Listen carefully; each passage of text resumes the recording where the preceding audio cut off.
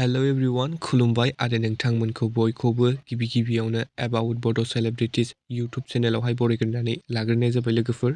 स' लोगोफोर नोंथांमोननि गेजेराव फैलायबाय आं दायो गोदान मोनसे आपडेट भिडिअ लानानै। ओमफ्राय लोगोफोर नोंथांमोना भिडिअनि टाइटेल आरो थाम्बनेलखौ नायनानै सानदों जानांगौ बर'नि मुंदांखा फावखुंग्रि लोगोसेनो इउटुबार गेमस्रि दैमारि बिथाङा हाबा जामारबाय नामा होनना। स' लोगोफोर मिथिनो थाखाय नोंथांमोना भिडिअखौ जोबजासिम नायलांबानो जाबाय। लोगोफोर गिबियावनो आं नोंथांमोननो मोनसे आपडेट होनो सानदों। लोगोफोर भेलेन्टाइन्स डेनि स्पेशल मोनसे बड' मिउजिक भिडिअ फैगासिनो। स' बे बड' मिउजिक भिडिअनि टाइटेलानो जाहैबाय थास' बिबार।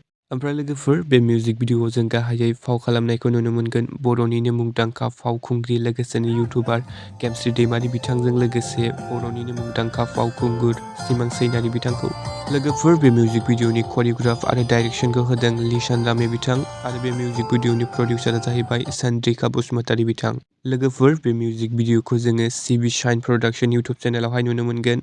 ओमफ्राय लोगोफोर नोंथांमोना गोबाङानो भिडिअनि टाइटेल आरो थाम्बनेलखौ नायनानै सानदों जानांगौ बर'नि मुंदांखा फावखुंग्रि लोगोसेनो इउटुबार गेमस्रि दैमारि बिथाङा हाबा जामारबाय नामा होनना। स' लोगोफोर गेमस्रि दैमारि बिथाङा हाबा जायाखै। बैफोर गासै थाम्बनेलाव नुनाय फट'फोरा बे आपकामिं बड' मिउजिक भिडिअ थास' बिबारनिसो जानांगौ।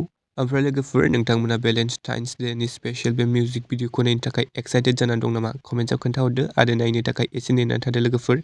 स' लोगोफोर दिनैनि सर्ट आपडेटआ बेनोमोन। गोजोन्थों एन्ड थेंक्स फर वाचिं।